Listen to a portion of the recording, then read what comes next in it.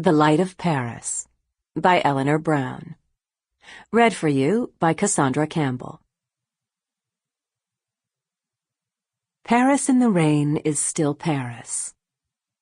Catherine Raymine McReynolds, November 18th, 1923. Chapter 1.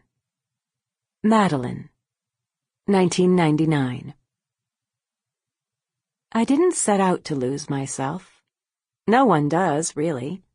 No one purposely swims away from the solid, forgiving anchor of their heart. We simply make the tiniest of compromises, the smallest of decisions, not realizing the way those small changes add up to something larger until we are forced, for better or worse, to face the people we have become. I had the best of intentions, always. To make my mother happy, to keep the peace, to smooth my rough edges and ease my own way. But in the end, the life I had crafted was like the porcelain figurines that resided in my mother's china cabinets. Smooth, ornate, but delicate and hollow. For display only. Do not touch.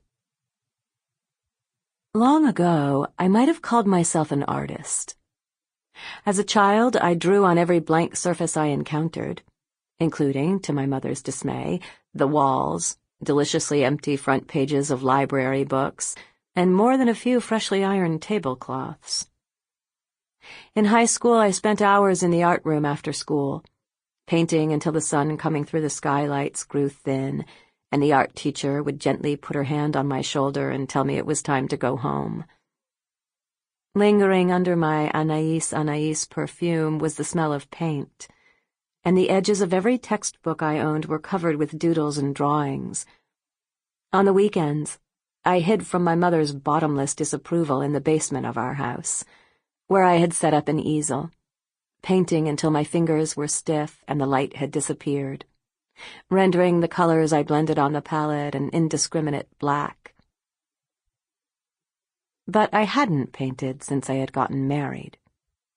Now I spent hours leading tour groups through the Stabler Art Museum's galleries, pointing out the beautiful blur of the Impressionists, the lush clarity of the Romantics, the lawless color of abstract expressionism. As we moved between the rooms, I showed them the progression of the paintings, movement washing into movement like the confluence of rivers, the same medium, the same tools, yet so completely different in appearance, in intent, in heart. No matter how many times I explained it, it seemed beautifully impossible that Monet had been creating his gentle pastorals less than 100 years before the delicious chaos of Jackson Pollock's murals. It was almost enough. Usually, Tanis took the older kids. She had 4 teenage sons and wasn't afraid of anything. But she was out, and the other docents were booked, so the coordinator asked if I would take the group. I had hesitated for a moment. Teenagers seemed scary and uncontrolled, all loose limbs and incomprehensible fashion decisions and bad attitudes. And then told him I would. Their teacher would be with us, after all, and she had requested one of my favorite tours, on artists and their influences. When I met them in the lobby, I asked the kids their names and who their favorite artists were, to which they, predictably, reacted as though I were trying to get them to divulge state secrets. Their teacher, Miss Pine, was young and slender, with hair that fell loose around her shoulders, more knot than curl, as though she wound her fingers in it all the time.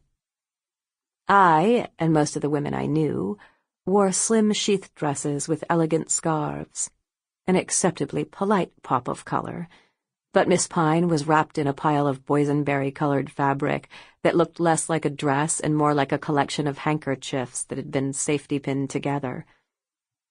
She must have been wearing bracelets or bells, because she jingled as she moved. Either that or she was hiding a number of out-of-season reindeer underneath those swathes of fabric. "How long have you been teaching?" I asked, making conversation as we headed to the first stop on the tour, followed by our little duck Sample complete. Ready to continue?